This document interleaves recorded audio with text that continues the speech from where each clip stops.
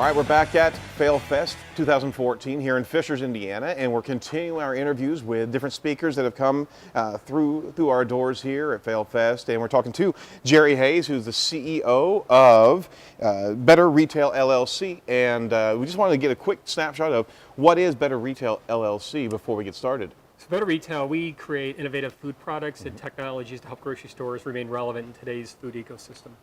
Excellent. So, in the manner of speaking, you're helping them, helping grocery stores be able to sell more products to the consumer at a restaurant level, restaurant-ish level, and what have you. Absolutely.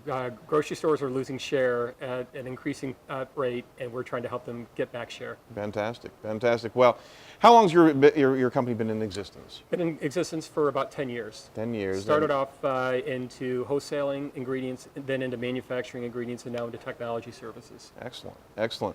So over that 10 years, there's certainly a point where there's maybe been a failure or two in the process of doing business. You actually speak at Kelley School of Business about business, but do you have a regular discussion about failure in business, don't you? I do. I teach venture capital entrepreneurial finance at the IU Kelley School, and what I notice most from my students is afraid to take risks. So I started talking about the notion of failure and the importance of failure in the business building process.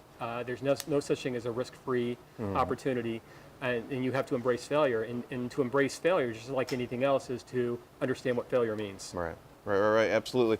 So let's kind of peel back that onion a little bit and look at what failure really means, because as we've had our conversations with different thought leaders here today, there's certainly the perspective that failure is not an image or a reflection on the particular entrepreneur, although they process it that way. Absolutely. And you know what's funny is that you could be succeeding in business and failing as an entrepreneur, or you could be failing in business and succeeding as an entrepreneur. It's not clear. It's not clear until an event happens and you retrace what occurred. So what caused some sort of self-induced tragic event for your business or whatever the case may be. Right. So you cannot wait until a big event to occur to diagnose how you're failing along that process, because every self-induced tragic event for a business occurs because there's been multiple failures that have occurred up to that point. It's not like, yeah, exactly. You're not going to have a blowout on the highway, random blowouts. I mean, you're going to have the tread that's wearing thin. You're going to have other problems that have made that opportunity happen. Exactly right. So when it comes down to analyzing failure, you have to have the same type of methodology. So how do you go about measuring, and this is maybe a loaded question, what methods are there to actually do a self-analysis, and at the same time you have one factor that's in the way of all this, and that's the ego or the pride of an entrepreneur? Sure, and there really isn't a mechanism other than creating some sort of chart for yourself, but when you think about certain types of failure that in your world, right, people use the word pivot, right? And all it is because technically your product isn't working or you're not hitting your market. There's some sort of hierarchical problem because the market's not responding to your story. Right. Those are all easy ones, and I think we do a very good job of analyzing what's not working and fixing those. The more troubling ones, or the more challenging ones, is to start thinking about, am I the competent person to be running this company?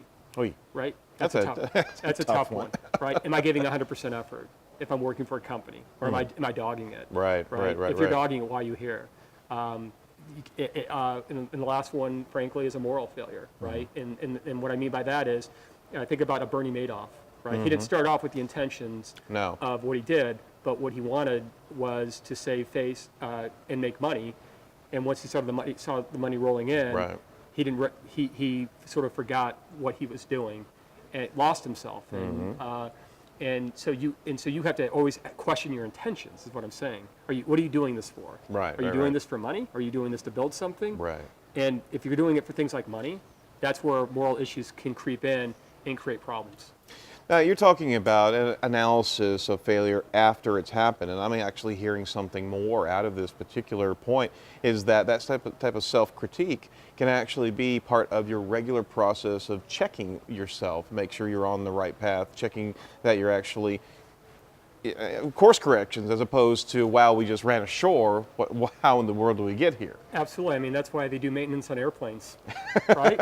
Absolutely. Well, you don't want to be figuring out what the problem is with the plane, Nope. right, in midair, right? You want to prevent the issues from happening. Now that's a very unique scenario, is actually doing that type of that failure maintenance, or preventive maintenance, and it's a discipline. It absolutely is. We were over at the Innovation Summit here last week, and one of the speakers there were talking about just innovation and having a dedicated percentage of their time dedicated just and never. I mean, protecting that percentage of time to focus on innovation. The very same thing needs to apply in a business methodology of dedicating and keeping a period of time open for self-maintenance, reviewing. Are we doing the right thing regularly in the business? What are we doing wrong? Right. I mean, no. Will we ever ask that question? First, ourselves? yeah. There's just the assumption there's got to be something happening. Yeah. Yeah, absolutely. How do you get that type of discipline embraced by not business, but more importantly, Midwest conservative mindsets that have a tough time even admitting that there's a failure opportunity, let alone true failure in their organization? And I think you hit the nail on the head. I mean, the question becomes, how do we become more, to be less risk, to be more, risk adverse or less risk adverse, is to embrace failure. To embrace failure is to start owning it and acknowledging that is a part of the ecosystem. The East and the West Coast, they've done a fantastic job of changing the mindset of the individual Right. and businesses. Frankly, it's a generational thing that I don't know if we can change anytime soon. I think it's going to happen with thought leaders and individuals stepping up in events like this, basically Right. saying, "Hey, you got to do this. Yep, This yeah. is part of life, right? To walk, no one's perfect, right? So why do we keep acting like we are?" Well, absolutely. Is that the edifice of the company, and that they can't admit failure, and these events like this are certainly breaking that down. But you're also doing that as you're teaching, is making sure that the young bloods coming out here have a full understanding of that failure means success long term. Can't be afraid of it. Right. Final thought for an entrepreneur starting off, or maybe they're running aground someplace in their own organization. What would you recommend? Go find some people that have been there, done it, get some mentorship, let go of the ego, Yep. and just say, I need help. Very good. Well, thank you so much, sir. I appreciate your time today. Okay. Thank you.